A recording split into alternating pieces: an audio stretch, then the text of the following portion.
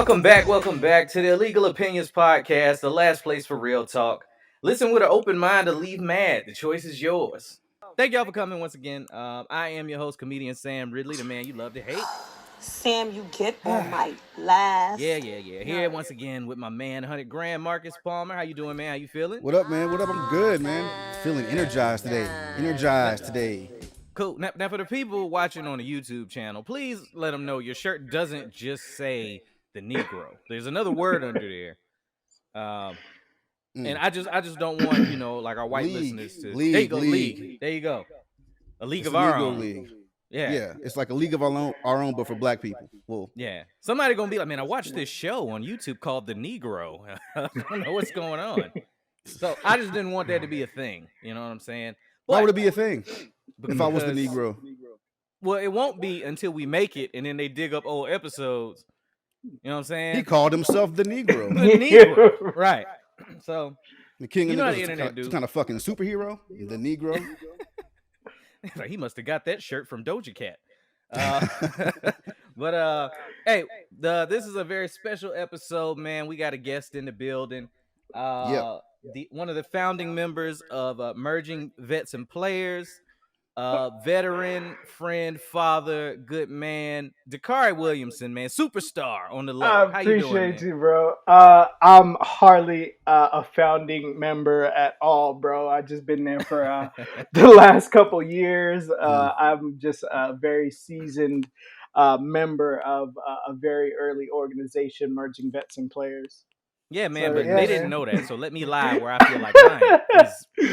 Don't steal your own shine, man. Don't steal your own shine. Nah, man. Y'all promoting me, man. I can't, bro. Y'all, I'm gonna tell y'all, man. This is probably one of the most humble cats I know that is a motivating factor for a lot of people. And I'm honored to have you on, man. So thank you for taking the time out to rock with us. Thank you for having me, bro. Thank you for having me so much, man. We talked about this so much, and man, it's like whenever we reconnect, man, I just think about where we started, the humble beginnings, and all the shit that we went through, and it's crazy. So we're on YouTube right now. It blows my mind. So yeah, man, I'm excited to be here, bro. Thank you. You're far too kind. I got some ratchet shit sprinkled in there too, so don't fucking. I'll just be like, they expect that from at least Marcus. So pussy. Get it out the way. You gotta get it out the way, man. That's what they expect. Knock it out, bro. But all right, so tell us, man, what exactly is MVP? I know I just hit that. People was like MVP, like I got a card from that Food Lion. Like what in the world? Yeah. So. So MVP, Merging Vets and Players, is a 501c or 503(c), whatever nonprofit organization, and it's an organization based on fitness and mental health. So we meet at the intersections of fitness and mental health, and we target what is called transition. So we're all veterans here. When you separate from the military or you do a job for anywhere from 4 to 20 years, you go through this transitional period where you reintegrate back into what it means to be a civilian.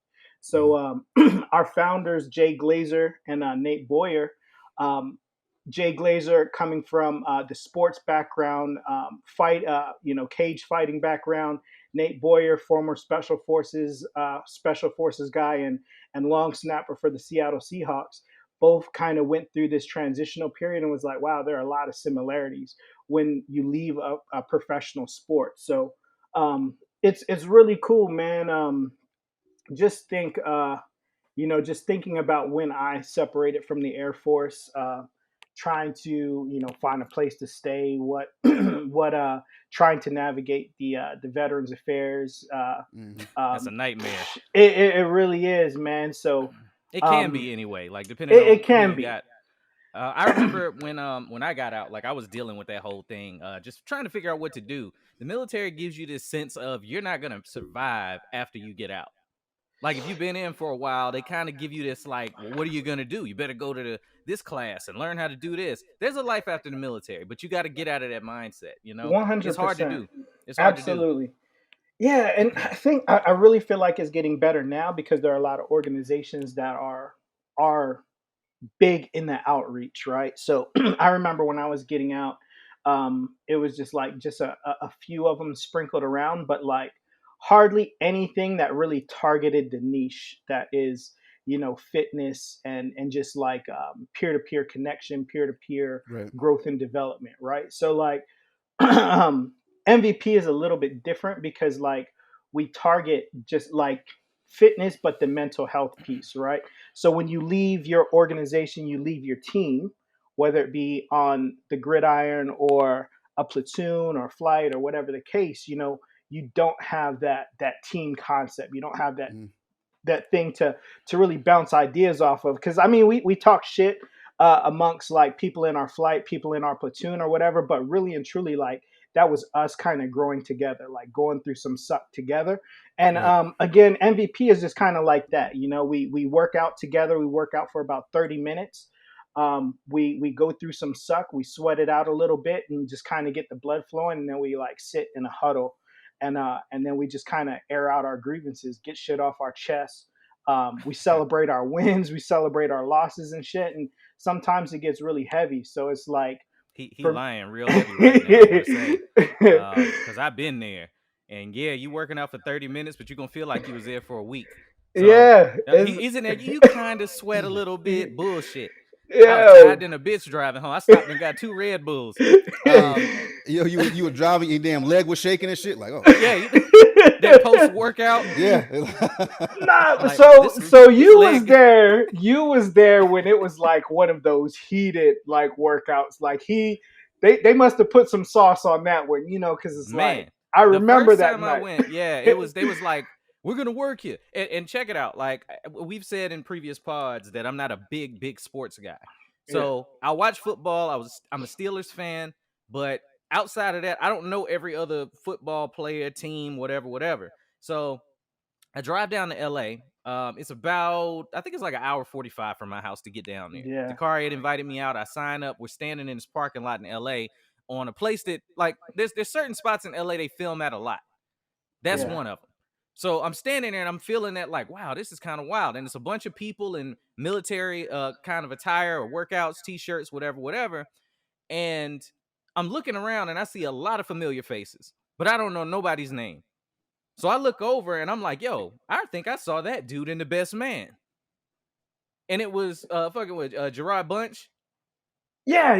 Yeah. Coach, So Coach Bunch, man. right. And see, y'all just call him Coach. I'm like, no, that's the Yeah, dude that was at the bachelor party in The Best Man.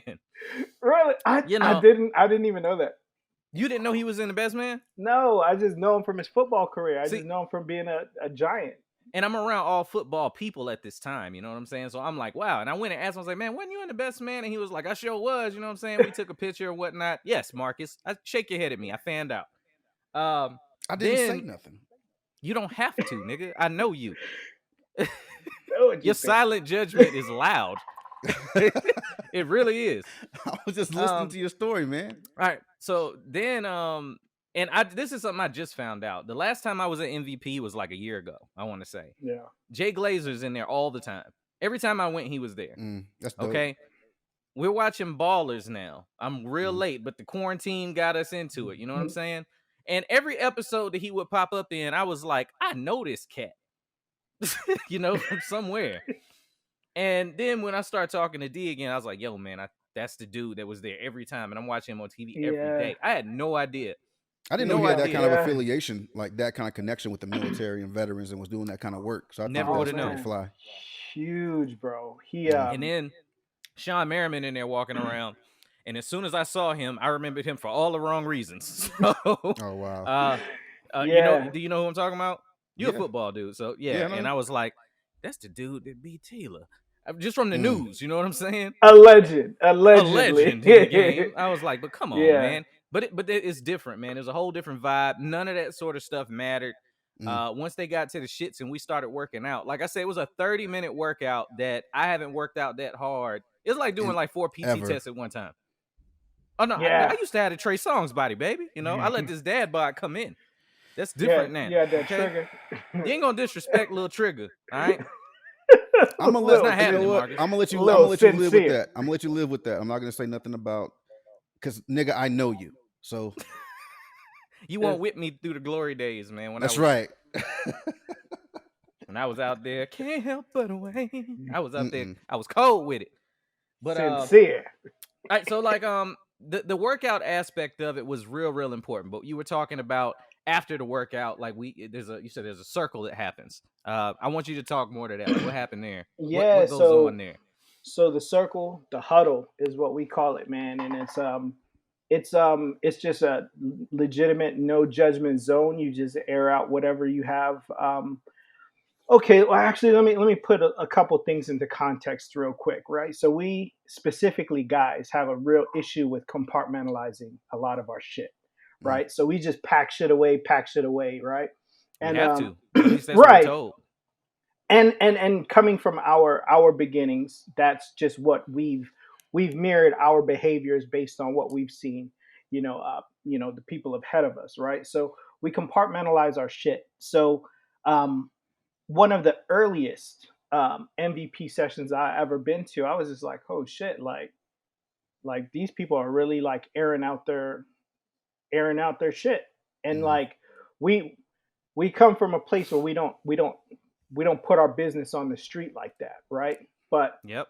once I understood the just the that nothing outside of these walls, nothing leaves this circle. I understood the power of what vulnerability was, right? So just being able to say shit, like, man, I'm going through uh shit. We have people dealing with homelessness, like Right. fucking I don't have anywhere to sleep, I need to fucking air this shit out right now. And it's just like, god damn, he really just said that right now. That was like my first experience. And then over time, I was just like, okay, maybe there's something to this. There's maybe something to just like, okay, I'm gonna just get it off my chest, and it might just be something little, something minor, right? And then lo and behold, you start to realize, like, man, there's other people that's dealing with the same shit that I am. I thought it was, Yep. I was unique in this whole shit, right? And it's not. You fucking, there's so many other people that are going through like the same struggles. So man, it's been absolutely magical. The energy in that room, it is just it's infectious, man. And I think that's how I got you to come up here.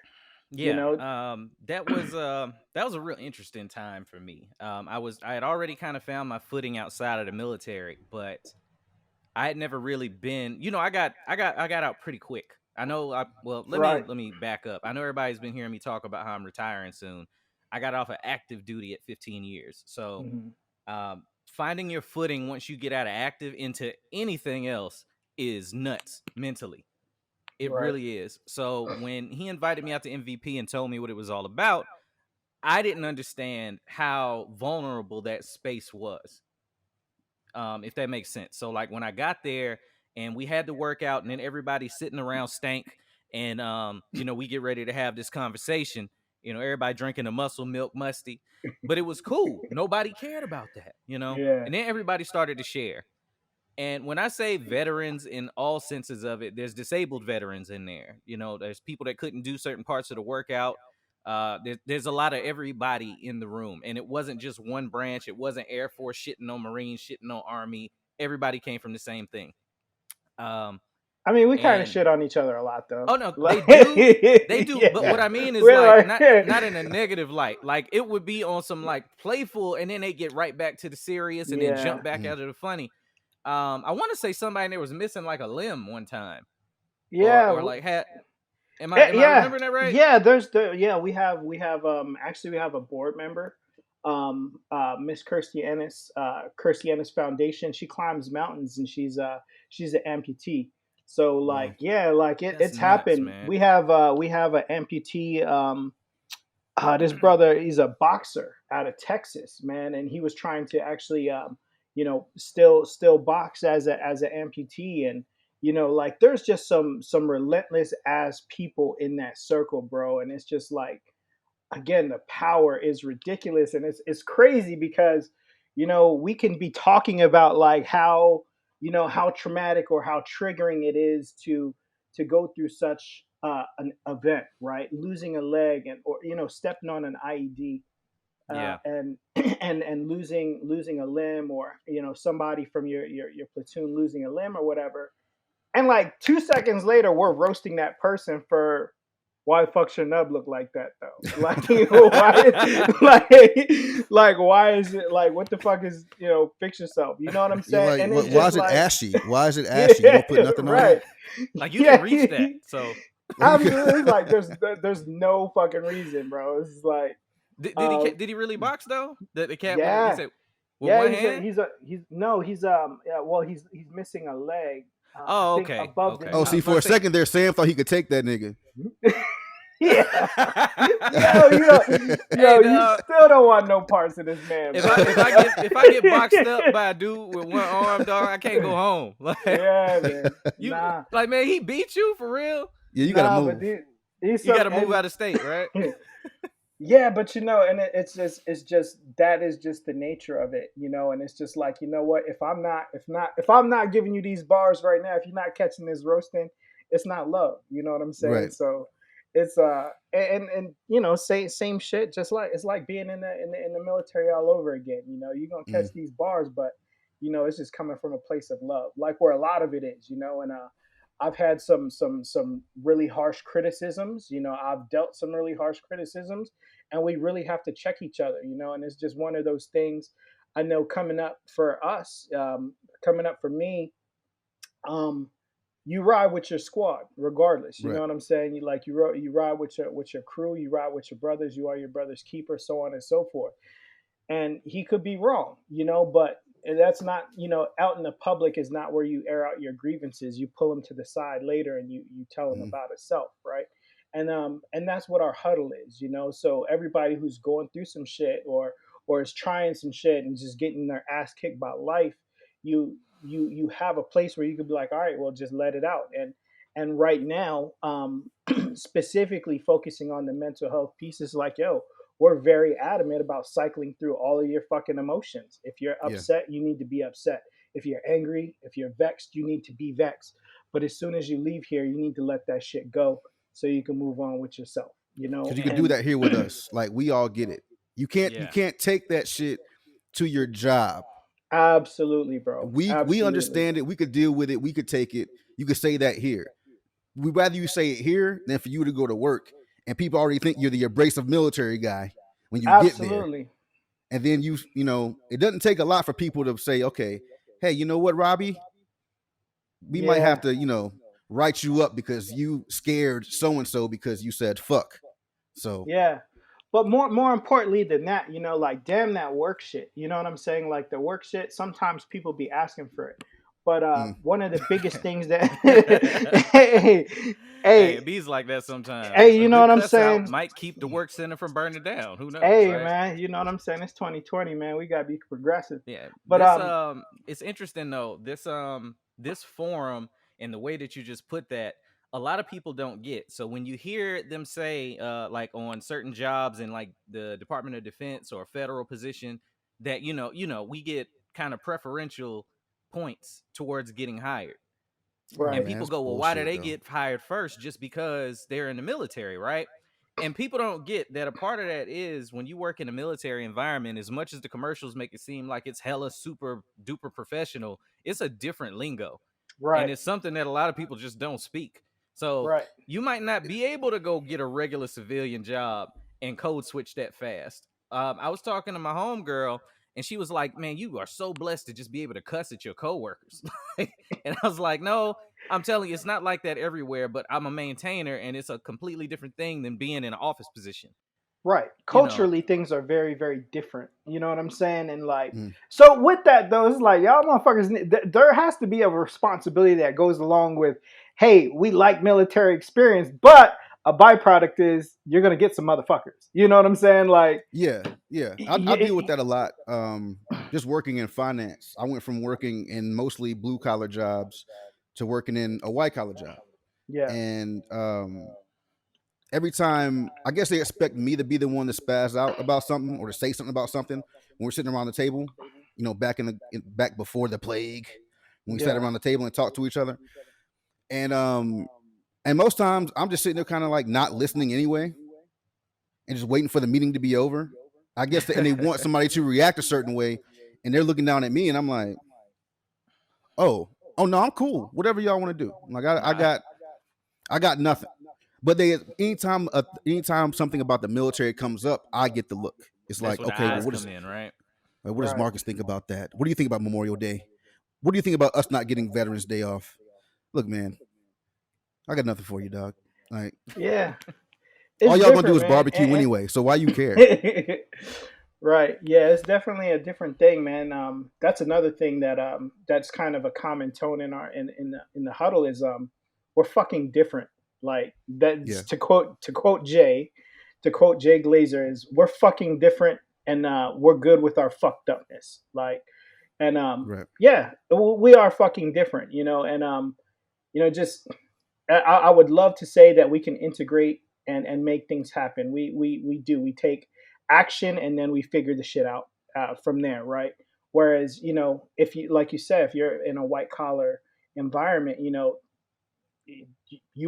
come off as abrasive. It's just like, nah, man, I take action, So going back to what does that mean? What does that mean for people that's transitioning? You know what I'm saying? You're used to doing things a certain way for 20 years. Let's take, for example, so we very focus, on our combat vets.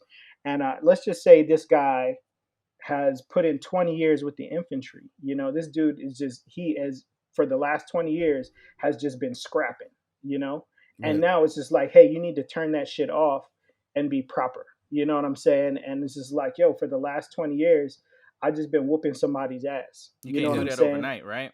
No, you can't. And so it's just like, yo, how do your skills translate, right? How do you translate being a warrior into, whatever it means to be in, the civilian workforce in 2020? You know what I'm saying? And that's the parallel though between the military and the athletes. Like, let's say your infantryman that's been out there with his face in the dirt for let's just say 10 years.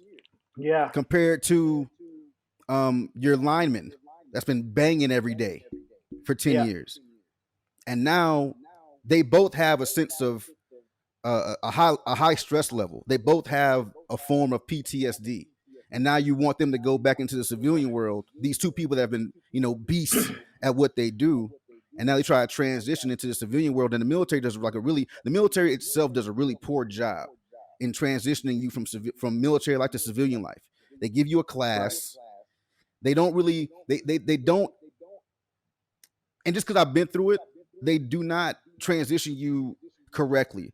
For instance, people have these jobs in the military, right? We'll call them like civil engineers. People in the military think they're really civil engineers. Hey, now be careful. Until they get out. That's what that motherfucker did. And figure out they ain't no civil engineers. Right. So it's just like, I'm civil. It's just like, wait a minute. And I'm an engineer. It's two different things. All right. Yo. So it's just different. It's just different. I guess there's more of a push now, especially in the Air Force. There's more of a push now to get your education, because now it's become a requirement to get a higher rank once you get to that senior NCO class. So, yeah. But otherwise, I mean, because they don't. I'm gonna keep it real. Fuck that. The civilian world does not show us love. They tell us that shit all the time. They tell us that they love us. They got all these fucking commercials trying to get people to come into the military, right? Oh, come in the military and you serve, and then your country will serve you. The VA's fucked up. It's hard as fuck to get a fucking job. Okay, when you get out of the military, if you don't have a certification in anything, you're fucking worthless. So you've been in the military. I remember I got out and someone asked me, I laid out my whole resume to him. I've been doing all this electronic stuff, turbine engines, mechanical stuff. I've done welding, soldering, all this really, I guess, cool shit. But do you have a certification in any of that? Nah. Well, no, but I've been doing it for however long. Well, you can't get that job, sir. The civilian world don't love military people the way they say they do. All right, they make all of that seem like it is paramount. Like, look at your EPRs. They don't care about none of that. Real Absolutely talk. none.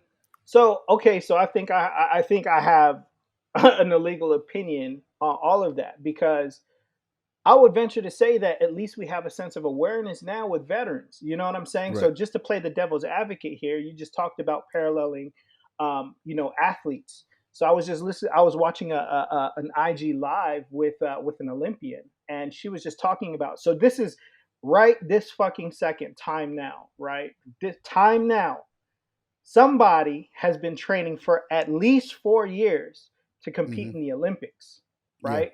Right. So I want you to take this into consideration, right? So we were just breaking this shit down last night. So if you are an Olympian and you're coming back for your second year, you have just dedicated 8 years, 8 years of training, hot, not just regular training, but just high level, world class fucking training Yeah. to do this sport or play this game or whatever the case may be. And COVID-19 is just now shutting that shit down. So Mm. let's talk about what fucking transition is going to be for some people right now. So if you take the last 8 years of your life, you think about the better half of the last decade, what kind of work you've been putting in just to get to where you are today. Now, assuming that you have a crew of people to tell you where to do it or tell you what to do, when to do it, what to eat, what not to eat, we're going to make sure that you're in the top physical health, best shape of your life to compete in this fucking thing. And before you know it, somebody's ushering you off of the compound because you know what? The Olympics are over, and you know what? You're probably just not peak anymore. Like, what the fuck goes through a person's mind You you when you got nothing at that moment. you know what I'm saying? I can So speak to that, man. Uh, Like when I and this is gonna be new information for you, Dakar, because you weren't there this particular week. But when I got out of the military, off active duty, I had approximately 3 months between when I was told your career is over and you got to be gone, mhm, and when I actually had to step out the door and there were no more checks coming. that's So wild. going from 15 years of job security and safety to absolutely nothing at the drop of a hat with a family to take care of is like on the mental, I was fucked up. 100% Right, fucked up. So right around that time, I was going through it. I was absolutely going through it. I was fortunate. I had some homeboys that were good with, yo, I know you have never had to do a resume before, but like, let me help you out. I know because the TAPS class, man, it, in my opinion, and I'm not shitting on the military, but to go ahead me, and it's do a it. formality for them to say we did something. sure. So that when you be like, "Hey, man, I didn't do such and such," well, did you soak anything up in taps? It's just them checking off a block saying we tried to help you, like whatever, because it's quick, Right, fast. You go through resumes for like 3 hours on like a Friday. You know what I'm saying? right, Yeah. So you know, like so for me, um, I didn't know what I was gonna do. Fast forward, because I got fortunate enough to slide into a similar position over in CE. Yeah, I'm not a civil engineer. That CE stand for close enough for me. But so I'm doing the job. I'm doing the job. I didn't have time as a man to think about how fucked up I was mentally at the time. You know, right, Right. we're in a You got shit to position do. as yeah, we're in a position as men. We don't have that luxury to sit back and kind of loathe and lay in the bed. Like it's like I got to get on my grind. right. Yeah. That is something that the space MVP creates. They can get in there and talk about. So I went with Dicarie. I think I went to two of them with you, and the third time I went, you weren't there. And there was a person sitting in there telling a story about how the same thing I'm saying. Basically, they didn't have time to process how jacked up they were, and a tear fell out my eye, and I couldn't even think of why at the moment. And I went to the bathroom, and it came back to me like a flood.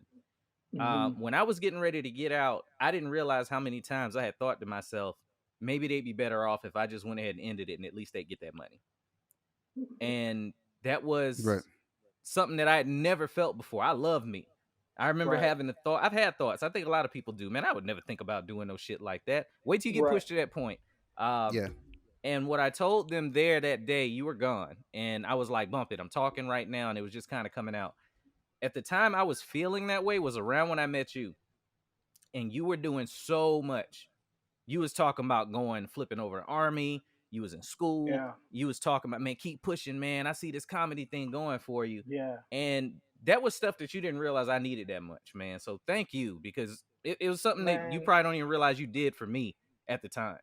you know? So, That's you dope. know, and it's funny, man. I appreciate that, man. It's very humbling, man. And that is a common theme with this group, and for me too. I mean, you say the same thing, and around that same time, just like you said, I had some goals. I was shooting high, and then life happens. You know what I'm saying? Like, Yeah. you know, I got to that point. I know exactly what you're saying, because I'm sitting in a room, right? I'm sitting in a house that's empty, that used to, just be riddled with the sounds of kids playing and togetherness and all of these memories, and all of a sudden all of that shit's gone. You know Yeah. what I'm saying? And I find myself sitting there by myself, and you're right. You sit there and you was like, yo, I can end this shit right now. I could end this shit right now. And it was just that second, just understanding the discipline and having the self-awareness for myself. I know I wasn't me, right? Just like you said, Yeah. like, this is not me. I would never in a million years do this shit. But you're absolutely right. I was so fucking scared that, I talked to my brother and said, hey man, why don't we just do this thing together? And you just live across the hall, and if wherever I go, you could watch my house and shit. And I just need to sit with somebody, and I know I just need to be able to sit and not have to turn around and look over my shoulder. Just for a And minute.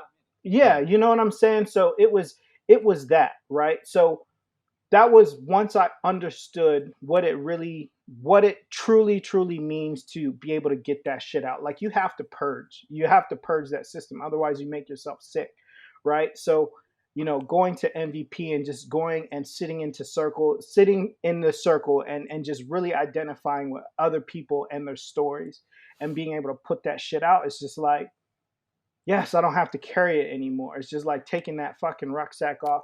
uh, Yeah, you man. know When I went home that day, I felt so light. I felt crazy light. And I Yeah. remember thinking to myself, like, should I tell you too? And I never did. This is the first time I've Yo, actually this, even told this to yeah, that's, Marcus. So I was like, nah, I got it out. It needed to come out. It isn't something I necessarily need to like yo, that's tell real, him bro. today. You know what I'm saying? But And, I remember leaving. I was talking to some people about it. Oh, this is something else that's unique about that circle. It never feels like anybody's trying to one up somebody. You ever mm-mm. been in a work meeting somewhere and one dude's like, well, when people start telling they military stories, you'd be like, you ain't do that shit. Like, shut up. Yeah, It never felt like that. Like, it was all love. And then somebody's in that circle normally that knows them, and they might yeah, say that to him just to be funny. You know what I'm saying? right, It was cool. Like, it was never as heavy as it got a minute ago when I was talking about it. right, right. It's the lightest, heaviest circle ever. It's strange. Yeah. It's strange. No, and I really appreciate you sharing that shit with me, man. And you have no idea that I'm sitting on your show right now. It's something that you created, and shit, I believe in you, man. Just like you believed in me when I was going through all of my shit. And now we're sitting here on a YouTube video making this show, so it's awesome. But I do want to say it's not all somber moments, man. We also celebrate our victories and shit. And Got you. you know, shit, like, I mean, Alden Smith just got signed to the Dallas Cowboys, reinstated back into the NFL after 4 years. Yeah, That's our man. brother. That's our Yeah. brother, MVP, and he's been putting in that work, and he's just a force to be reckoned with. And it's brothers like that really, um, we watched him develop, and we watched him train, and things that he was sharing with us, and how he's motivated. And even to this day, he says, we celebrate this together. I'm not here because of just something that I did, but this team that just lifted me up. And I was just like, bro, this man is going to play in the damn NFL, and for the Dallas Cowboys. And he's saying that we all have some stake in his success. And I was just like, yo, that shit is real, bro. And Yeah. so yeah, it's not all just somber moments. We get to really celebrate victories, man. I get to celebrate shit, like just being able to expand, opening up in new cities. We just launched in New York, March 11th. We just Oh, that's started dope. our New York chapter. We have a new national director, Mr. JC Glick, Army Ranger, just high speed ass dude, author, wrote a couple books. all of this guidance, all this leadership, and just kind of what we're doing. Um, Jay Glade, the founders, they want to expand into every football city. So you know, what I love about MVP and what they've given me over the years was just the autonomy to you know kind of take up some stake and say, what does it mean to expand, or how can I promote the message. And they've let me do that, and it's been dope, So man. how did you find MVP, or how did it find you? Like, is it like the Matrix? Like Morpheus hits you on the computer. It's like, come work out, nigga. Bro, it was the craziest thing. So the thing with like veteran outreach, right? Mhm. I had there was an ad that went out, and they said we're looking for military veterans um, to play in this sequence for this Bear Grylls challenge, right? So Bear Grylls, they had like this. It was like they were beta testing this. It was just like a mud run, right? Mhm. But it was like the Bear Grylls shit, and you had to like do like different techniques. And well, we had a segment where we were in this war torn village, right? It was the coolest shit ever. It's the same village that they use for American Sniper. Okay. So we're tacked out and shit. They were just like, come, you guys are gonna play the good guys. We're gonna have some bad guys. The contestants are gonna run through. They're gonna run through this section, and you have to like guide them and like cover fire. It was some cool shit, high speed shit, right? And then they had the audacity to be like, "Oh, we're gonna pay you guys too." So I was just like, "Damn, this is Yeah. cool." So I was just like, "Yeah, yeah." So Pay to play. yeah, Yeah. so we met at this Bear Grylls survival challenge, and there's this all these veterans there, and one guy, Denver Morris, happens to be one of my best good buddies now. Would just refer to everybody as MVP. MVP, come here, and like this group of people. So I was like, what is MVP and shit? And they was like, oh, we're this organization. You should come and check us out. And at the time, we were training on Thursdays at 2 o'clock in the afternoon. So I went over there a couple times, man, and it was like instant love at first sight and shit. Like we worked out, and we fucking talked about fucking getting better and shit. And Yeah. it was cool, man. That's So gotta be a comfort, man, to find that, like, to find a comfortable space to let go of that kind of shit. Because for like, I think I was the first person out of our crew to get off active duty, yeah. and Mm, and so I was kind of just out there in the wind, right? And of course, trying to find a job, it's a pain in the ass. We're in the military because you're if you don't have a degree, you're underqualified. And if you go and try to get a job in the mall, then you're overqualified because right, you're in the military, which is great. right, So everyone I know is still working, but I'm going to school, right? I'm trying to get my degree and shit. sure. And I'm taking this class, and we had to write this paper, and it was kind of, I think it was about, it doesn't matter what it was about. So one of these guys gets up to give to read his paper, and he starts talking about how, and he's the older guy, maybe 40 years old, and he starts talking about there was a time where he wanted to kill himself, right out of the military, retired. Everyone he knew was still working, or they had moved away. His old lady was off doing whatever she was doing. And he had so much time in his own mind that he started to create things like Sure. scenarios that people didn't need him anymore. He was useless because now he wasn't working anymore, and things like that. And he's like, yeah, like this class kind of gave me, it was a sociology class, right? He's like, this class gave me insight on like my value, Hmm. and the people around me, how they might see me and things like that. How people care about me that I don't even know care about me. And in my mind, that nobody else talk about, I'm like, this nigga spitting. Because Yeah. because I'm Real dealing with talk. that shit myself, right? I'm dealing Right. with it myself. Like I've Right. I've gone to sleep fucking drunk on my sofa with my gun on the floor because I didn't know, you know what I Damn. mean? It just felt that way. So I'm like, yo, I'm not alone in this shit. So that was the first time I was comforted by hearing that someone else was going through the same kind of shit that I was.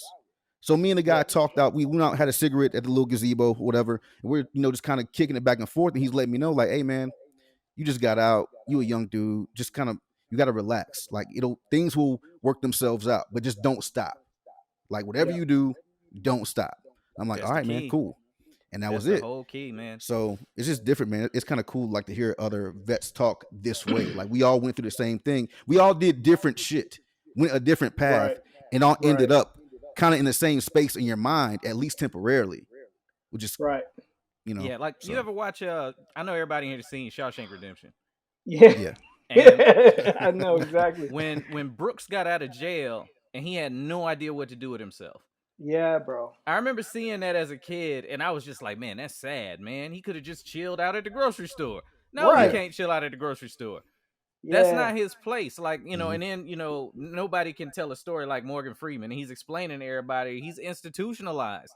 You Yeah. can't take somebody that came out of high school. You have zero identity coming out of high school. None of that stuff that happened in high school matters. Now you've been Right. doing something else for a decade plus, and it's over. Now what? Yeah. He got put out, and it was like, I don't have any value over here on this side of the coin. So, So you know, finding purpose, right? You and gotta finding purpose before you yeah. do something crazy to yourself. Right. You know what I'm saying? Comedy think- probably saved my life in a lot of ways. Like, real talk. You know what I'm saying? Like, me having to go down there. Look, I gotta be down there on Monday. There's people that are genuinely following what I'm doing. Hearing you Mhm. be like, man, you performing with Shang and shit, man. Like, stuff like that that. shit. See, because It's like wild to think about. yeah, well, and I remember fucking watching Shang on Comic View, like that Yeah. was Right. my dude, and I was just like, yo, my friend is fucking is performing with Shang tonight, like, shit, man, that's fucking that was dope for me. As much as I know, yeah, I'm gonna be there. Shang gonna be in the building, and this is me Yeah. thinking back to how my mindset. As nervous as I was, it didn't set in until somebody said it back to me. And then that makes That's wild. I don't know, it kind of validates it. Like, oh, okay, it wasn't all a dream. Like, this is actually going on. And it's Right. got to be something that people are It watching was me, all so a I can't let dream. them down. I got to keep moving. Yeah. You know what I'm No, saying? and I remember that night, and you fucking killed, bro. Like that shit was it was great, and it was. I hate that tape. I absolutely hate it. When When I go back and watch it, I was like, damn, I was Yeah, nervous. man. I'm playing with the mic cord like it's a soft dick. Like, I was scared to death on stage, bro. See, and I would have never fucking known, bro. Like I laughed that whole fucking night. I think like one person might have had like a badass night, and it was funny because we just like And she quit. She ain't doing it. yeah, she like quit that day, right? Marcus, dog. This girl Oh, got up shit. there, man, and it was like, I don't know, 75%, maybe more black room. Okay. Mm. And it was packed. Like Shang and myself and Brandon West, great comedian. And the female, I ain't gonna say her name because I respect her. Black Pedro, he was there. Black Pedro was there. Yeah. We sold it out. So she got up there on stage, and remember, Marcus, we had a conversation about if the room is black, if the female ain't laughing, her black dude ain't laughing at it from a white girl. Yeah. They're not playing the white joke shit, Yeah. And she said something about having sex in the shower, and black dudes love her so much because she got an ass or something like that. Okay. And a black chick in the audience said something like, well, maybe he'll make you funny after he beat or some shit like Oh, that's that. fucked up. Yeah, she was like, bitch, you ain't funny. Like, Yeah, like straight up. oh shit, son. It was rough. We was all That's sitting fucked in the up. little room like, woo. God. But the way that you bow out of that does so much. And she like literally like deer-eyed, hung up the microphone, and walked off the stage. Quit forever. It was disgusting. Like Pedro had to hurry up and run, or Brandon had to hurry up and run to get to the microphone, and it was like, well, that just happened. But I still got to go up. Right. So I'm like, shit, that could be me. Like, this is my first big show too. You know what I'm saying? No, she just did that because she was white.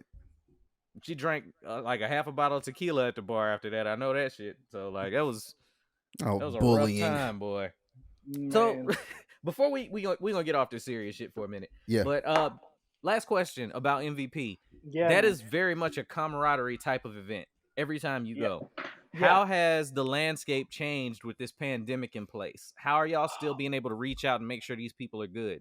Because Bro. I can't imagine doing that intense workout over Zoom. I've been and put a video up of me doing some other shit, make it look like I'm working out because I'm tired, sipping water in the corner. Bro, so let me tell you this shit. They fucking managed to get you to sweat. But okay, so to answer your Shit. question, so to answer your question, right? To answer your Shit. question, um, I don't think there is ever a better group that was prepared for COVID-19. We had been preparing for COVID-19 and we had no idea, and I'm gonna tell you why. Our program, because we are just built, our constructs are built on peer-to-peer connection, peer-to-peer growth, development, communication, so on and so forth, at the intersection of mental health, fitness and mental health, right?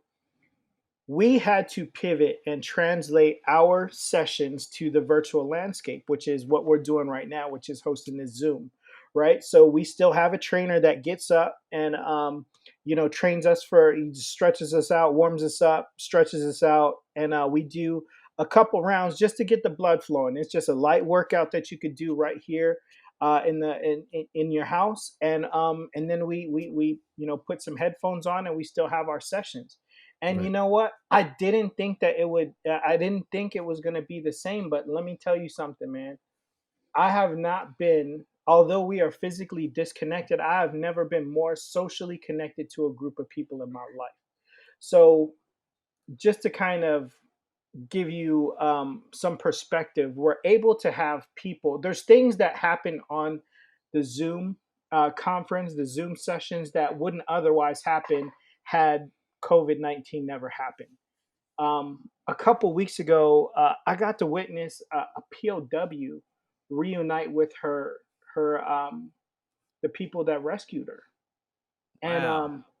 like it was, bro. So there wasn't a fucking dry eye, and just to see her reaction, and to see Damn. the gratitude, and you felt it, like being able to see something like that, bro, like even though I'm staring at my computer screen, like I have chills and goosebumps just thinking about it right now. But the gratitude that this woman had in her voice, and she's just trying to get these words out to thank this Marine. And the funny is the funniest shit, because he was just like, you said I was big as shit, but I'm like 5'7", Wait a minute and now. Wait a she minute, was just nigga. like, That is big. yeah, Hey, you know, Dicarie ain't no tall cat either, dog. yeah, man. So, I could tell. I could um, tell he cool. I could tell. Oh, that's why. but like, but like, Y'all yeah, don't just get the. mad as a joke, man. I know, I know. Here the tallies are gonna show up. Oh man, but yeah, man, the magic is still happening. So yes, just being able to I think, pivot and and go ahead. that gives people opportunity also that can't make it to at least Yes, get on the Zoom call, and that way yes, that they can jump on and get their shit off and listen to other people tell their stories when they can't make it to, let's say you're in LA and I can't get yeah, to LA because of whatever, but I still want to get my session, like yeah. my mental health session, so I can still Mm-hmm. call in and jump on the Zoom. And that is, I mean, in a lot of ways this pandemic has made us I don't know, made we become easier to access in a good way. I'll say it like that. Yeah. So yeah, and it's great, and I love what you guys are doing here, because it allows us to kind of extend our reach. So we have 5 chapters. So LA being the headquarters chapter, we're in Chicago, we're in Atlanta. We just opened up New York. What did I say? Oh, we have no Now you four. said the New Oh, York Las chapter is Vegas. opening Yeah, up, the Vegas It- chapter. Yeah. yeah. So we Okay. have LA, Vegas, Chicago, Atlanta, and we just opened up New York. So we have 5 chapters. So if you are a veteran, if you're a combat veteran, there's some criteria. Go to our website, vetsandplayers.org. Follow the it's vetsandplayers.org/join.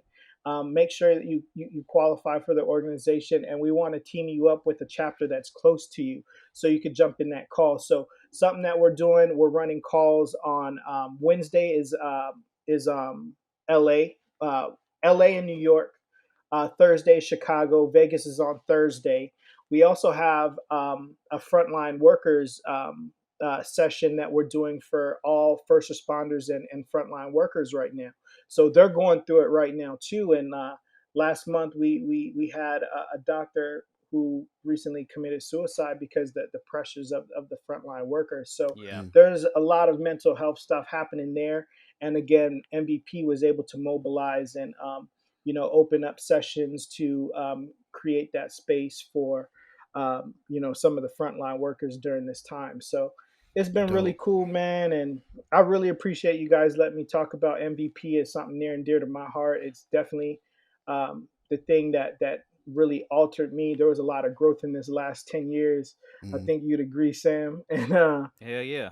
And MVP is a lot of I attribute a lot of my growth to just being able to work with this group and work with this organization. So it's been dope, man. It's been a hell of a Nah, ride. and we appreciate you coming on to talk about it, man. I'm not kicking you out. I'm just saying, like, Nah. I Yeah, know that nah, Yeah, sounded no, real. seriously. All right, fuck on. yeah. Nah. Appreciate all that. that serious shit. Yeah. Nah, just do me um, a favor. I just ask one thing if I have a say in it. This is yeah. for you guys at MVP. For the one in Atlanta. It's a very place that's very near and dear to my heart personally. Yeah. And put that bitch right next to Magic City, nigga. Woo! Let's You get it. want, man, I hate y'all. yo, straight up. That's where that chapter need to be, man. Hey man, strippers need help too, bruh. Like, look, man, just come on out. Come on to a session. We got You you. can have some PTSD. You know what I'm saying? Come on, man. See We what can't do happens? that. We can't do that. Okay. They dick and dollars. Hey, somebody might find their wife in there, man. You never know. Yo, man. Absolutely. Everybody done fell in love in the strip club at least once. Tell you so. what. That's for you. You can take that back. You're welcome. That's free. That one's free. Yeah. Shoot. You ever? We was talking about this. Me and the fellas. Like, you ever think about like proposing to a chick and she say no? Nah. What would you do? Fuck that. Like, what would you do? Like, do you ask again in a couple of weeks, or is the relationship done? Like, what's up? Well, okay. Well, you gotta set the stage too. Like, is it in front of people? Because like that shit I can't handle. You know what I'm Oh no, saying? if Like, it's in front of people, Hey, people in the back want some World Star. Damn! oh no, that's the one that sting right there. Somebody Yeah. go, damn. Like, He needs some milk. yeah, man. No, I couldn't, Nah, bro. It's over. It's over. But that's you can't do that. It You sounds gave easy up. to say it's over You just right gave now. up the high ground. You just gave up the high ground. Like what Who happened? are you? Huh? No, what I'm saying is I got the high ground, right? Because she waiting on me to propose, right? So she's still In acting theory, right. maybe. In theory, she's still acting right because she might feel like I was talking to Kevin and they went to Jairus the other day. Maybe I'm getting that ring. So she's in chill mode. As soon as you propose and she says no, your defenses are down. Your defense down, baby. It's over. I can't think of what you do the next day with that girl. Nothing. Like, we can't Pack her just sit shit. and watch a movie no more. No, we gotta pack her stuff up and get on up out of here. Yeah, like, Go ahead, man. I what? Yeah, seriously, what the fuck? But how do you fuck that up though? Like, He how can't do you he can't not even fathom know? it. He's like, what's Like- what the fuck? But it's just like, yo, it's just not like some shit. You just pull out your ass and you're just like, oh shit, yeah, today'll be a good. Like, you have to fucking have a. You gotta know. You have to have to know. know. Yeah, bro. Like, how do you fuck that up? Like But she if you has to ask- tell you that she's ready. If you ask a female though, and they go, well, it's not my fault I wasn't ready, that doesn't mean I don't want to be with you, just not right now. Now, Okay, ladies, well then don't. And this is just Sam talking, okay? Y'all got to understand, there's not a more vulnerable spot on the planet than a man on a knee in front of you. Especially if we didn't took the time to like invite people to watch. I mean, Shit. Because especially if I invite your friends to do it, one of them bitches know you ain't ready to get married, and they ain't say nothing. which is actually Hey, they're like, watch this. They like, watch what this. happened. Watch what Watch happened what when he asked happened. this question. Hey, we're gonna go on IG Live. Yeah, Yo. like that. Yo, For sign real. on to my live, At yo. that point, your whole crew is russets, and I don't trust you. Like y'all all was waiting on me to take the fall on this one. So, Man. but no, you can't. If let's say you was dating for 2 years, all right. You love her, man. We sitting here chopping it up as men right now. You can't just go home and leave. Like, there's a conversation that's gonna be had. Hold up. What if So y'all you- rode there together? But okay, hold on. But 2 years though. So if you're together for 2 years, I mean, if we're talking in sequence, man, like that's like, I don't know, maybe a little premature, but like you have to have some understanding of like where you are in the relationship, right? So you going Right. down and saying, "Hey, I think I'm done here." If you're taking the initiative, if the dude is taking the initiative to say, "Hey, I'm done here. I found everything that I need. I'm proposing to you, and now I'm fucking out here chilling, like waiting for you to fucking answer." It's cold You got, outside. yeah, bro. Like you gotta have some shit on the It's side. cold Like this, outside. You just waiting there for that answer. Here's the thing. Why the fuck you guys say no right now? Like, just be like, yeah, thank you. Yes. Take the ring. We get in the car. Be like, look, yo, for real. I said yes because I didn't want to embarrass you. Like, what's the harm in saying yes? We get home. Now you're not embarrassed. Here, we're going to just chill for a second. And it's cool. You don't got to say no in front of all these goddamn basketball fans and shit. The Jumbotron on. Not with the Jumbotron. Now I'm sweating. Yeah. Like, it's a long walk to the car, man. Fuck that. No, just say yes. If you don't want it, just say yes. Yeah, right. Shit. Like you say all the shit you say all the shit that you say yes to that you don't want to do. And this is the time you want to say fucking no in front of all my friends and my family, bitch. Right. Oh man. I'm just saying. You ain't gotta do that to people. And as a younger cat too, like I think about when we decided to do that. Like, what the fuck was we thinking? I was encouraging you. We was way too young, bro. I think any man, like you in your 20s, man, and your friends is like, man, go ahead and make that move, dog. Man, like, you shut stupid up. too. Like, shut up. I didn't propose. I didn't propose. Oh, really? Yeah. I was asked. Oh, she got down on one knee. Okay. That's what's up. No, the first time I said no. And then the second time to do? Cause I thought, I'm like, we ain't in Our bed. listeners is like, that's some Marcus shit right there. He told that woman no. I was, hey, look, it was no one around. It was me and her, and she said it. And I thought she was joking. And I'm like, you just chill out. You got to relax. And she was like, no, for real, seriously. Listen, I said, we're not ready for that. Like, we ain't got shit. Like, how we going to both get married and we both don't have nothing? And she asked again like 6 months later. Marcus. That's all. They don't think about that. See, we I think about the either. logistics. Like, I'm still on a futon. We think about that sort of shit. You know what I'm saying? She was probably like, but you're all I need. Like, as long as I have you. The funny thing is, the second time she asked, I'm like, all right, fuck it, whatever. What else am I doing? All right. So then, fast forward a couple of years, I think she said it came up again. And she's like, if you would have told me no again, my ultimatum would have been say yes or I'm leaving to go to Korea. And I'm like, well, shit, I wish you would have told me. I would have said no again. I don't do ultimatums. You're not going to just tell me to do some shit. And if you don't do it, then I'm going to bye. That's so stubborn. Enjoy them egg rolls. Why bend the knee because of an ultimatum? And I don't mean just marriage. I mean anything. Like when somebody gives you an ultimatum, how does that make you want to do something? To me, no, I want to. It makes me do the other thing. Like it's not okay. But let's flip it. Women, okay. when they're ready to, we got to find the pocket, right? That's what we're talking about right now. You got to find that pocket where y'all have been together long enough, the relationship is solid enough that she's gonna say yes. Or the flip side, you wait too long. Now her homegirls is in her ear going, he ain't serious. He ain't trying to settle down. And you might be like, well, shit, I didn't know if you was for real. We talked about it before. Right. You was like, nah. So like, we don't listen to her. She's single anyway. Why you listen to the single friend that ain't got shit? Single friends is always the ones that want to tell them, you should get married, girl. Like, you should get a date. Like, do something. One. Clean your goddamn kitchen, too. Shit, you got kids, girl. You come over here every party by yourself with that bottle of barefoot wine, lonely as shit in the corner. And leave barefoot and alone.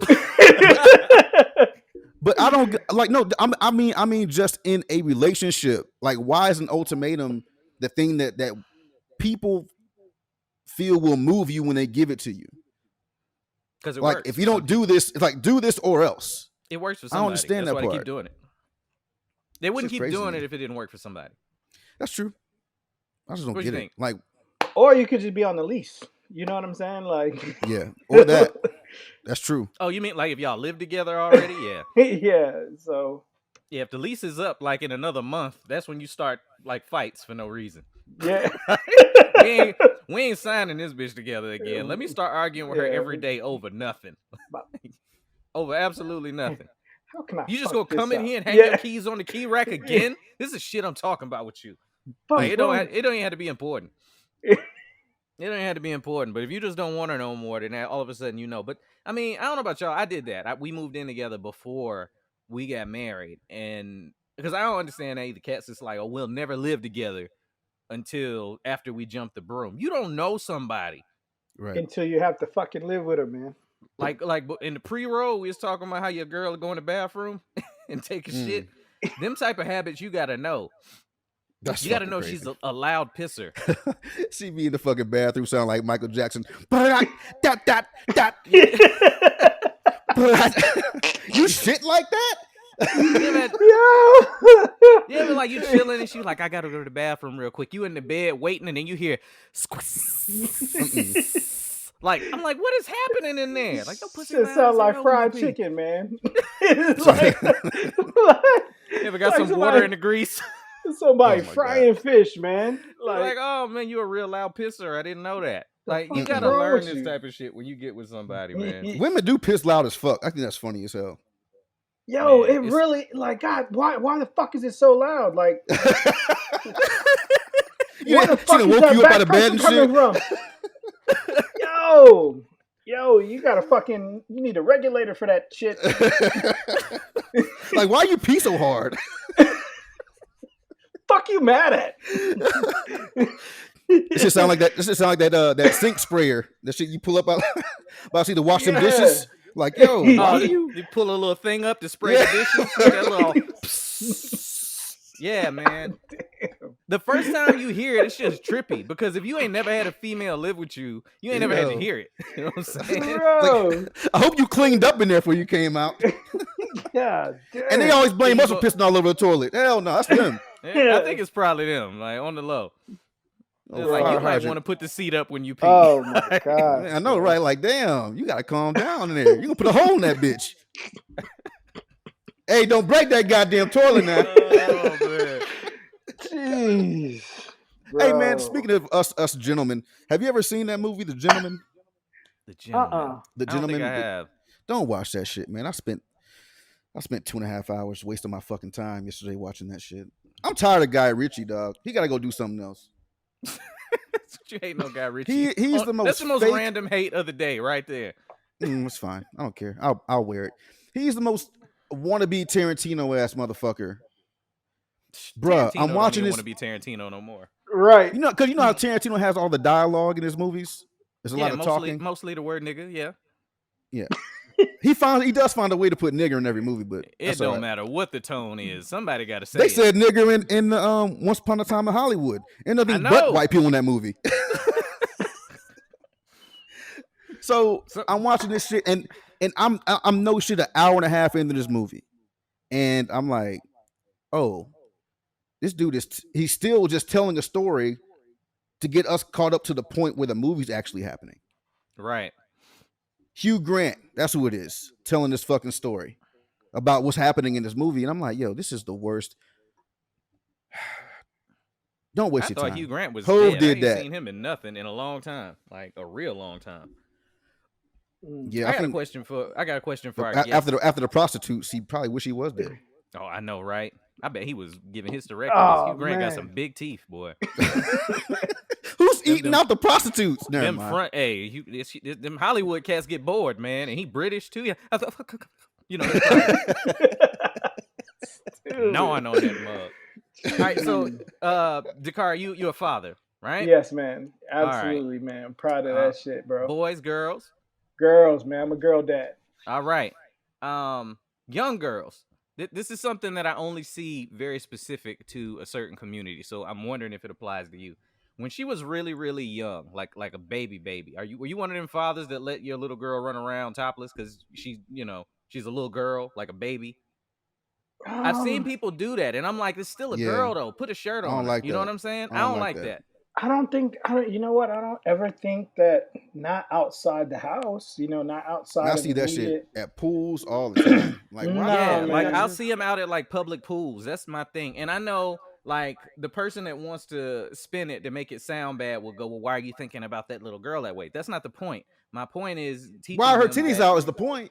yeah, that's what I'm saying. Like Let's if not I can't have my normalize this boy running shit. around the pool with his dick Nah. swinging, like, Yeah. you know, Let's not normalize this shit. Hey yeah, Sam, you're absolutely right.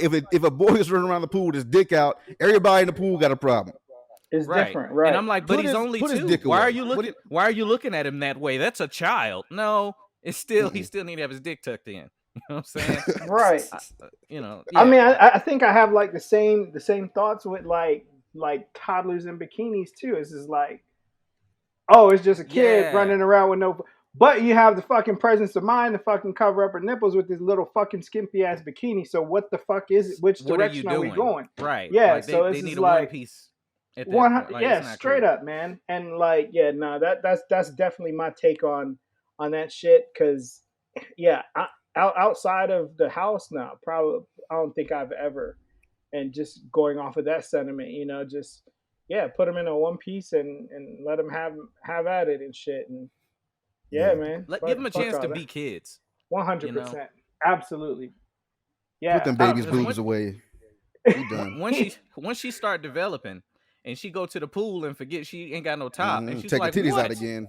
what is wrong? What's Yeah, wrong? I've been doing this." I And don't now you got to explain it to him. You know what I'm saying? Now she got an OnlyFans and shit with titties out. Now you don't know what happened.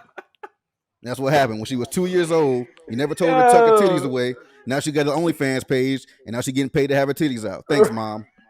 Hey, I was telling you last pod, I pissed off that chick on OnlyFans. Oh yeah, That russet, Oh, what? yeah, man, you gonna have to hear that episode. Oh That man. russet blocked me, dog. She won't let me comment on her shit no more. Wow, Yeah, man. bro. I told her that she had the worst page on the internet, and I guess that didn't go over well with the because it heartless. should go over well, shouldn't it? I mean, it should. You know what I'm saying? I meant well. No, I was I letting her know meant she need to well, step it up. You know? nigga. It was $7. Yeah. Hopefully she enjoyed her, Popeye's chicken sandwich she got with that. Bruh. But yeah, it was trash. She Her could have page got is shit. garbage. You You ain't know gonna it's say so her name? garbage. I don't even remember her name because I would shout it out just Oh. so dudes don't waste their money. I don't even remember the name of it. It's just garbage. Like It's absolute $7 garbage. though, man. No, you said it was $4, right? Because she gave you a It was on discount. sale. Yeah, it was on sale. But it wasn't even worth the sale price. Usually Damn. stuff that you catch on sale, you feel a little bit better about your purchase. I was like, man, it's the worst $4. This was This is a poor investment in my masturbation. Like this is not working out at all. oh man, this nigga Trump imposes travel restrictions on Brazil. You motherfucker. Yeah, they said Brazil a hot spot right now, man. So Yeah, it is. you know, I know that's right. so I mean, I can't wait to get back to that, man. I'm like the new normal, cool, but like I do want to go back to like DR and places like that. You know, I ain't going to I'm Vegas going. right now. I ain't Oh, going to I'm Vegas right now for shit, but they can have that. I know I'm too many going. people that have had this COVID shit. Like they keep acting like it's a game. No, enjoy yourself. Hey, what's your take on him opening up the churches and stuff, man? That's pandering. He's pandering. Yeah, to his he's base. pandering. Did you see the press conference when he announced it?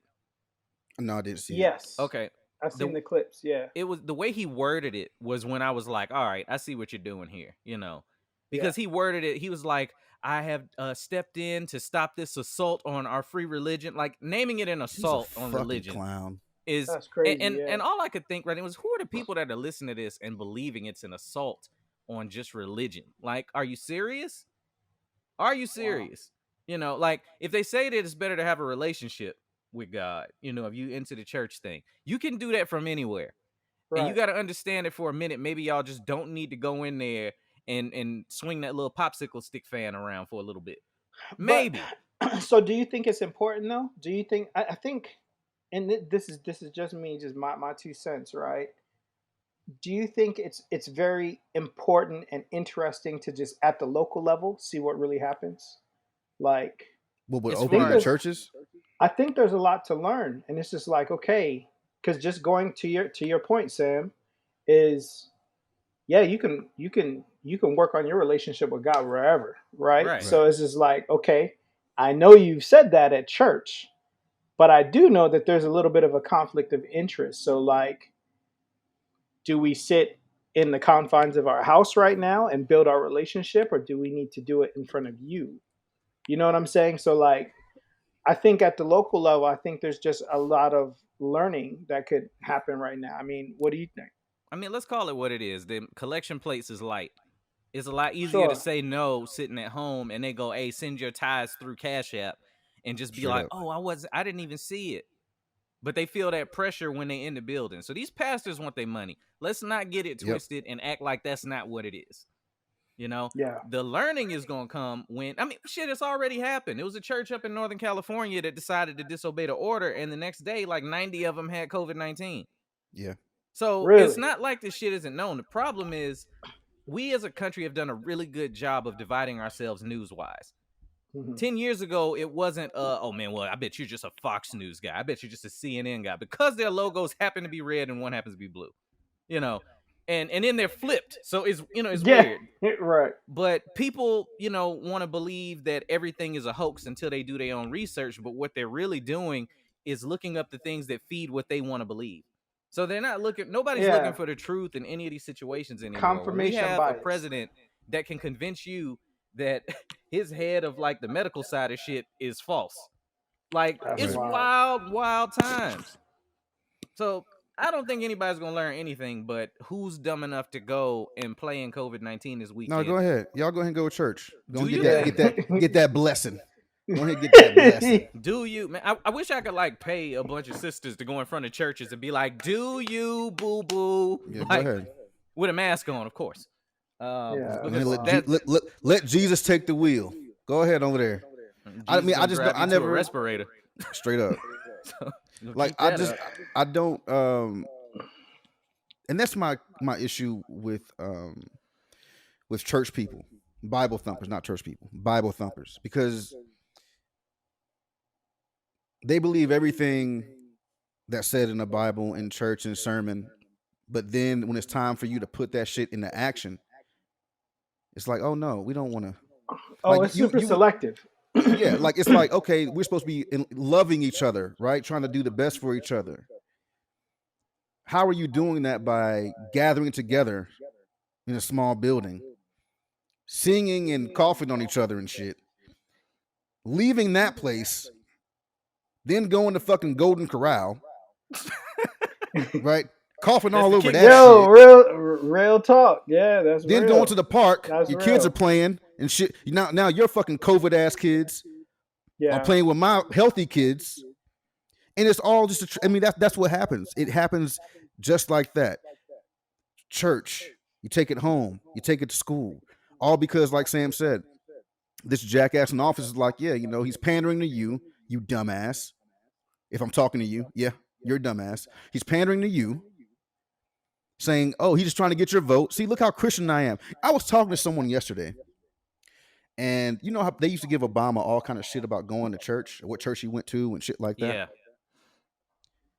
He's a Muslim, but he's going to a Christian church. You motherfuckers are stupid. All right.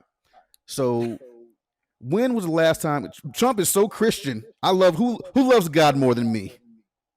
I love God the bestest, right? When was the last time you saw this dumb son of a bitch in church? Never. You don't Never. see a nigga in church on Christmas. You don't see him in church on Easter. You saw him in church after the inauguration. And the thing Right with after him you, right is, after you know, right if before he was going, grabbing the pussies, huh? there's a camera there everywhere he goes. Like he wants everything he does that he knows will pander to that base on camera, but you don't see him doing none of that. Yeah, And they'll you be go like, to church he's now. busy. Nah, He's the you go to president. church. Like, he got time to Man. go play golf. So Bruh, I'm not hearing that. He can't be busy when he tweets all fucking day. And night. Oh, Like, he said. Well, he said it. He's like, you know, I get my everything I need to know. I get off TV. So, man, whatever. I don't want to talk about this Yeah. nigga no more. What's next? yeah, You a bitch ass. I said it. Yeah, it really is. It's a weird time. It's a weird time where everybody just kind of picks and chooses what they want. Like I see so many people arguing out here on the Republican side. And California is always blue when it come down to voting, when that presidential election come. I'm like, Right. y'all are literally yelling at each other in a vacuum right now. And consistently. I'm like, y'all have nothing else to do. I've never wanted to get on the line and just argue with a stranger about politics. Right. We're not going to change each other's mind. It's very rare I've seen any conversation happen on the internet about politics where somebody said, you know what, I've been voting wrong all my life. Like, you're not going to change somebody's ideology if they was raised a certain way. It's extremely hard to do. I think if you do, they would never tell you. Yeah, no. They're going to save face online. They're going to save face big time. Yeah. Every single time. That If you make a point, they You would can't never, lose a fight in never public. know. You never know. Never know. But okay, so with the businesses that are starting to fail, coming around, because it seems like every day I open my phone, there's another one that done been like, all right, we got to close our doors. You know, a couple weeks ago it was like Soup Plantation, J.C. Penney, I think was another big one. You went to a place called Soup Plantation? I didn't, but there's a chain of restaurants called Soup Plantation. I'm not eating inside of a plantation. Okay. But yeah, So and it was a nigga chain. Chitlin soup. tater with the hard R. So like both of us, all of us know people that have some sort of business, a black-owned business. Yeah. And I've seen a lot of people online talking about, you know, my business is gonna suffer from this. Some that I ain't gonna lie, like if I knew him personally, I'd be like, man, your shit was suffering before this, and it wasn't Right. because, you know, just because you're a black business, it's because you ain't open at 8:00 like you said you was going to. What does it mean to like support black business? If you have a product, if you have a like a storefront, and your hours are 8 to 6, I'm gonna support your black business. So I come one day on a Tuesday, you ain't opened yet, and it's 8:30. Yeah. And then I don't come back. Right. And maybe I'm alone in this. Maybe this will be my legal opinion this week. But y'all niggas got to stop doing that and then expecting business to flourish. For whatever reason, I feel like whenever somebody has a black business, they feel like they can kind of get away with doing a little bit less and expect the black business bump to sustain you. No, it should fucking absolutely be the opposite. Like, yo, you have a high fucking standard to live up to. Yes. And it's like you have to show your position here. You know what I'm saying? So like, yes, I am going to make the commitment to come and support your business. I'm not going to ask for a hookup. I'm going to pay the retail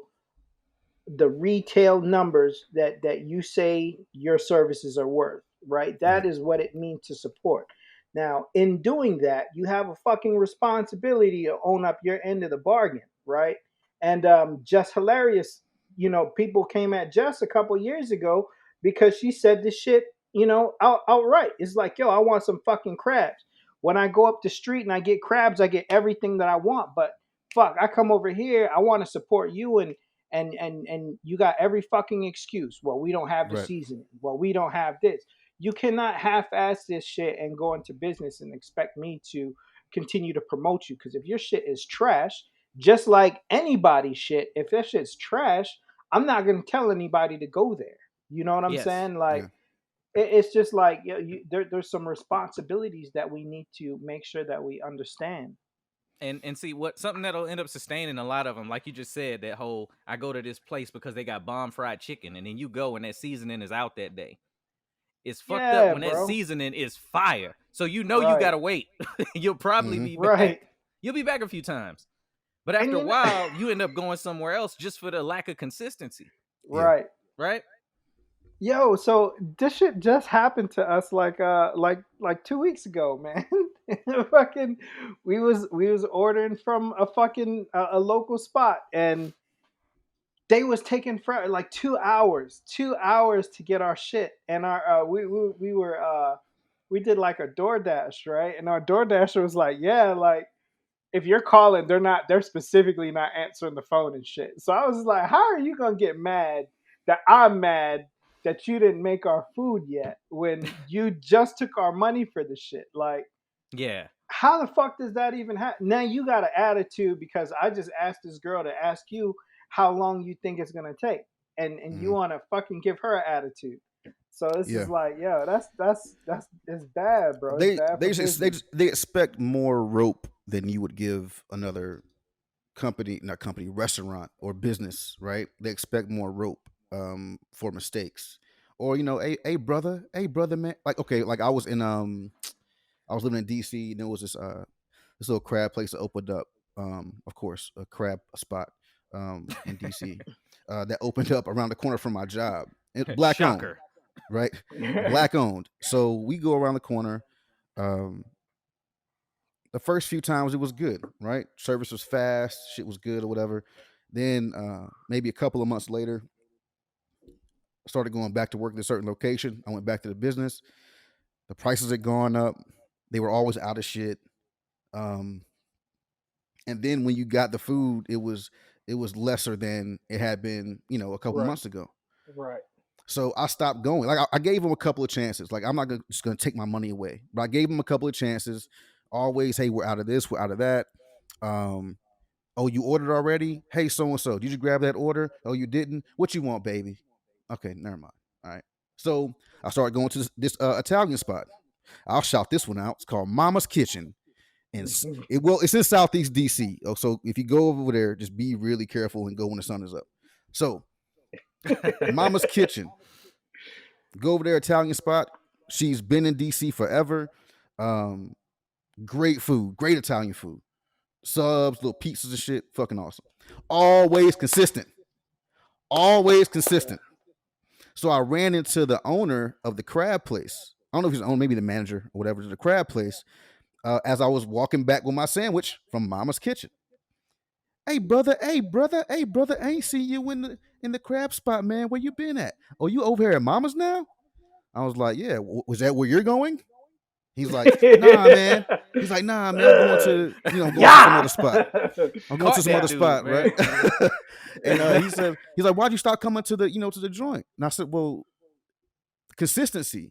I said, I don't mind you bumping up the prices. Cause I understand that, you keep the prices low, get people in the door, they satisfy your shit, they're satisfied with your shit, and they keep coming back, and you raise the price. I get that part, but you're not consistent. Your food, the quality of your food went down over and over and over again, but your prices went up. I'm not gonna keep coming to your establishment if you're gonna keep fucking me on the money. Well, I'm just saying, Simple as like, that. we don't, it's the seasons. It's the seasons, and we don't. No, yeah, no. I got you, man. My food's getting cold. I'll see Yeah. you around. So So it's just, here's a question, and this is just to play the devil's advocate because I'm a foodie, right? I feel like I feel like with food, specifically with authentic home cooked, Southern food, whatever, just Caribbean, whatever. It is very reconcilable, right? Like you can reconcile very easily with just a good dish right after that, right. right? So what about all of the other businesses, right? Like somebody wants to start a clothing line, somebody wants Mm-hmm. to start, like what about those things? Like what are some of the traits that you guys experienced with Well, other industry?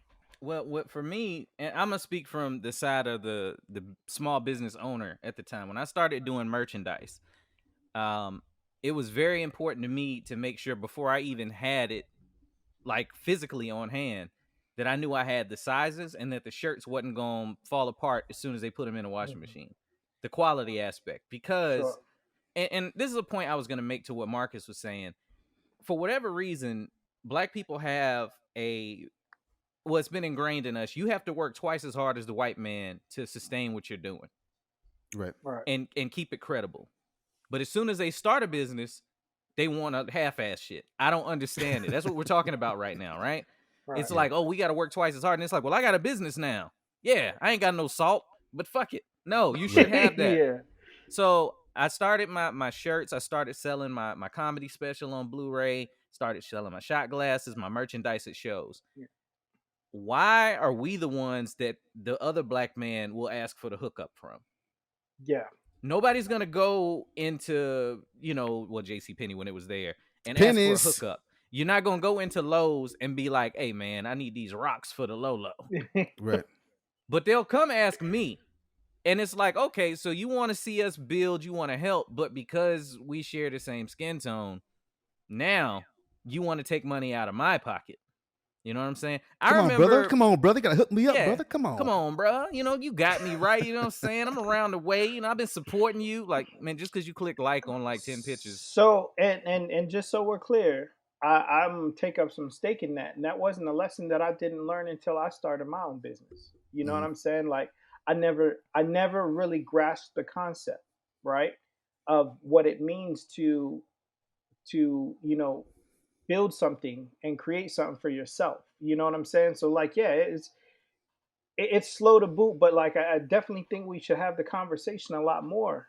This is definitely something that you should want to pay the retail price. You should lead by example.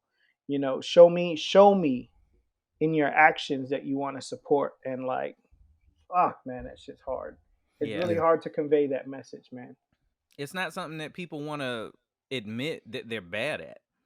You know, Yeah. it's I'll support you from afar. I'm not gonna Right. support you loud and direct to let people know what you're doing. It's like they want you to be like their little secret or something. Because once you get too big, now you're inaccessible to them Right. in business. I'm not talking about like in the entertainment realm. Like once you have turned into a legitimate thing, they don't have access to your product the way that they used to. Mm. And it's a bad habit I think we have. I guess, they always say that crab in a barrel mentality. Yeah. Whenever we start talking about black business, we end up back to crabs. Like, what the fuck? We end up Shit's back in the fire. seafood Yeah. business. Why we shrimpers? Shit's Hey, fire, man. bro. I fucking love that shit. I try to But yeah, support though. I support black business when I can. Like I said, I was Sure. in DC and I was going to I was going to a holiday party and I was walking around this new little shopping center that they'd renovated due to the gentrification of that area. And so I'm in there. And this guy, he owned a secondhand store, right? Yeah. So I walk in there and I'm like, okay, it's kind of fly. Like, let me see what's going on in here. So I walk inside of there, and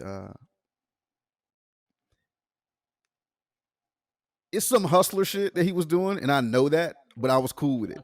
So what he was doing was going to the Goodwill, like driving around to different Goodwills in the city, taking the shit that he thought was fly, or what somebody else would, take it to their dry cleaners, right? Get that shit tightened up, and then take it to his secondhand store and put it on the rack for like $1.25. And I'm oh, like, Like a boot, okay, like he that's had a bootlegging. boutique. Yeah.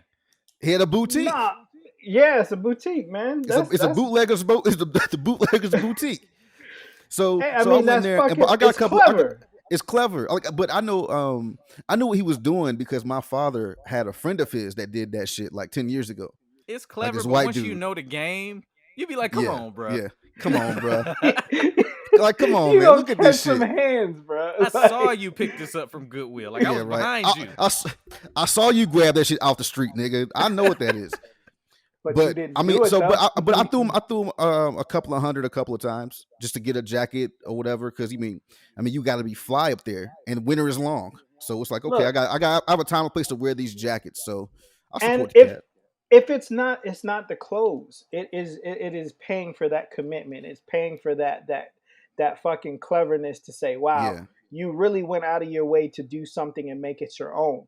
That is what yeah, that's what you pay homage to. You know what I'm saying? And right, like for me, that to me is more important. Like it's not just I hate Stan Ridley like t-shirt. It's yeah, I was in the house that night. You know what I'm right, saying? Yeah. And like, that to me, that is the symbolism behind why it is that you go and you support. You know what I'm saying? hmm, Like, yes, a lot of the other shit has to fill in the blanks, man. And you got to make sure we have a responsibility to make sure that we live up to this standard. But like, you cannot fucking just be missing and not filling in the gaps, man. Like it's, yeah, I can't stress that shit enough, man. And fuck, if nothing more than just hey, man, like if this is the one thing that you sell today, man, I just ah, I could go down a fucking rabbit hole with that Yeah, shit, but bro. yeah, long story short, man, like y'all got to just do better with that whole thing. Like if it's somebody that you know from around the way and they trying to build something, don't try and get that for the low ski woski, as me and Marcus say. Like that is not helping them at all to sell you something at cost. I want to say, but I know you've supported what I'm doing and bought some stuff. I've even tried because there's this weird space for me anyway, where if I know it's people that's been there from jump, I don't mind being like, man, I'll knock a couple dollars off. They would not accept the discount. That's when you know the real people. Matter of fact, try people. Try people you know in your circle. Be like, hey man, I give you this for $5 off. If they be like, oh, bet man, chop them Nah. right in the throat. They are not riding for you. I was ready to say, man, you better fucking Chop them right in the man. throat, like real quick. Two real quick ones, because that's they where are I'm not at. riding for you. They're there waiting for you to blow up so they can go, I knew you. That's all. Because especially if they really enjoy what you're doing, and you didn't spend, like if I'm selling a t-shirt for $20, you didn't spend $20 on some dumber shit, and you don't want to support your mans, like get out of my face, bruh. Like Right. you got to be up out of here. Absolutely not. Real talk, man.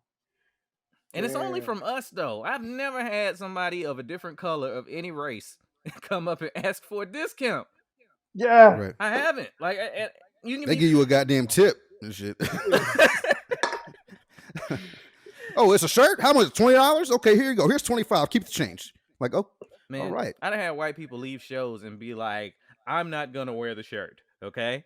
But here's 20 anyway, because you're goddamn awesome. 'Cause you- and they'll hit you with it, and just out of appreciation for it, man. It's I don't know what is wrong in the culture of that, but we got to figure it out. Like y'all can let us know in the YouTube comments why you ain't shit. No. Got him. Hey man, before we get up out of here, I want to thank Dicarie for coming through, telling us Yeah. about MVP and a great organization, man. Oh, Yeah. Most valuable guys, pimp. man. Thanks for coming through, pimp. I hate y'all. No, man, thank you guys for having me so much. I loved everything about this, bro, and just having the conversation. Mergingvetsanplayers.org. If you qualify for one of our chapters, please. We're in Los Angeles, Las Vegas, Chicago, New York now, and Atlanta. So they got like an Right Instagram, next to Magic Facebook City. page. yeah, Merging Vets and Players at Merging Vets and Players on IG, Facebook as well, Merging Vets and Players, and yeah, everything is right. Oh, real quick, so it is Memorial Day weekend. So tomorrow, in remembrance of our fallen brothers and sisters, we actually have an initiative to walk 4.4 miles. So we need to get 610 people to commit to walking 4.4 miles, and do it with your family. Everybody counts. But if we get 610 people to walk 4.4 miles, we would have walked from the Santa Monica Pier to Arlington National Cemetery. So there's a big Nice. initiative Yeah. happening right now that's Dope. on mergingvetsandplayers.org. Take a picture, snap a picture, post it up on the wall, and we're gonna archive all of this, and it's gonna be something historical specifically for our organization. We're gonna walk from the Santa Monica Pier to Arlington National Cemetery. So Dope. definitely come and support. If you guys can do it, that'd be great. And check us out. Check us out on any one of our socials. Dope. For sure. Dope. Yeah, man. Matter of fact, I'm just gonna throw this out there before we get up out of here. He, like I said, this man is the most humble of celebrities that I've ever met, and you got to tell Marcus about when you was getting your wardrobe from Michael Strahan on national Oh my TV. God. What? Yeah, bruh. Yeah. He don't like that. He don't see. This is what I'm saying about him. He just sat here and said all that shit, and he ain't mentioned that Strahan was up there going, man, I got a jacket for you. Like he ain't gonna You mention on that. Kelly and Michael? Was it Katie Yeah, Couric? man. I think the show you was on. Nah, Rachel Ray. That's it, Rachel Ray. Yeah. Him, his girl was up there. He getting fitted. And the reason I bring this up, just to end it on a funny ass note, because Dicarie's like the large little guy. Okay, Mhm. like when I see him, he's that dude. You see him in the gym. It's like, well, what are we lifting today? And it's like, well, shit, look at him, all of it. I mean, what do you think? What do you think? He's he's not one of these lame tall dudes we be talking about, but he's stocky, he's big, he's always been in the gym heavy. So for him going to get fitted in clothes, this is the story he was telling me. he goes up there and they're asking him his sizes before he gets there. And he's like, Right. well, I need what, like extra larges, whatever. Yeah, right. Our extra large ain't Michael Strahan's extra large.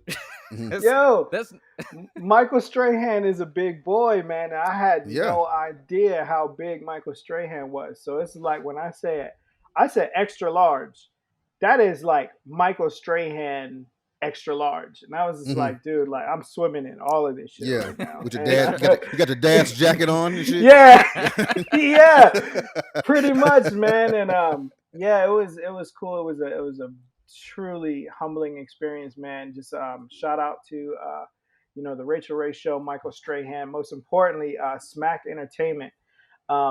Constance Schwartz Marini, she's one of our board members, and all the good people at Smack Entertainment. Yeah. Nisha Corral, Jaeger.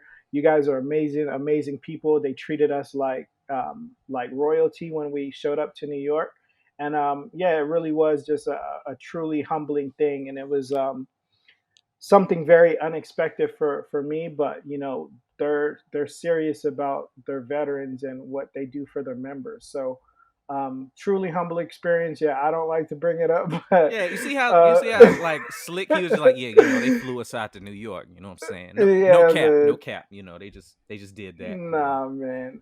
He's on the I private jet. I love ass it, dude. man. Yeah, I wish, bro. Nah, man, it was a great experience. Yeah, it's out there. It's out in the ether. Rachel Ray, it was last Thanksgiving. So it was the last Thanksgiving episode. And Nah, it's easy. Google Dicarie Strahan. Put that in Google when y'all get I done, hate y'all, man. and y'all gonna see him up there looking like a small Dwayne the Rock Johnson and shit. Like, that's why you one of them good spokespeople, because you don't exactly look black. You look like you could be Samoan. Maybe. You know what I'm saying? Don't nobody Maybe. know if you was in Moana. Like that's the shit. Oh, man. That's the pocket, and you're right in there. I aspire for that, bro. Like this is a very niche. Like, hey, man, hey, Rock need a stunt double. Hey, I'm your guy. Got you, pimp. Stack these pants up, and I'll put my feet in them, and I'm gonna be ready. Hey, Yeah. if they can convince people that Tom Cruise is tall in all of these movies, you should have no Bruh. problem, bro. Right? Yeah, man. That's Real the talk, smallest man. action hero. It looked like he running fast because his legs is short. Right? So, it ain't even fair. Don't do that at the time, man. I know. Look, Scientology gonna have us shut down next week. Man, right? But hey, I hope not. we gonna get up out of here, man. Like I done already thanked you for being on the show, man. Once Yeah, again, appreciate that, man. Everything, thank you, appreciate Marcus. that. I make sure appreciate y'all Yeah. check us out on YouTube. Make sure you hit that like Yep. and subscribe button. Tell people about it, man. We got some soldiers out there in the street telling people about illegal opinions, man. And Yes, I sir. am eternally grateful that y'all have given us a real audience this fast. Like, it's always weird starting out a pod because everybody got one. Everybody ain't doing what we doing. This is the Right. podcast. What came people- up? Yeah, this Go is ahead. this is the podcast for people that don't listen to podcasts. Yeah, That's Definitely. literally what I've been hearing from people, man. That's real shit. Yeah. we were trying to do something different, and I think when you, if you listen to podcasts, everyone's kind of talking about the same thing. And even with having Dicarie on, we're trying to do something different. Give you something through a different lens, something that you might not know about. Yeah. I'm sure you didn't come into this episode thinking that three guys that have been successful would tell you a story about when they were in a dark place contemplating suicide for 30 seconds or maybe more. So Real it's just talk. different, trying to give you a different spin. I'm not going to try to follow what Dicarie said, because I was that walking from the beach to Arlington is fucking insane. I'm definitely doing mine tomorrow if I do nothing else. Everyone out there, be safe, please. God, be safe. We want to get y'all back, and plus we don't want to lose any subscribers, so please. Look, I gotta make it about me real quick. But yeah, real talk. I'm gonna just close it out on that, man. Dicarie, once again, thank you, Marcus. Salute as y'all, always, man. I'm comedian Sam Ridley. It's Illegal Opinions, baby, and we out.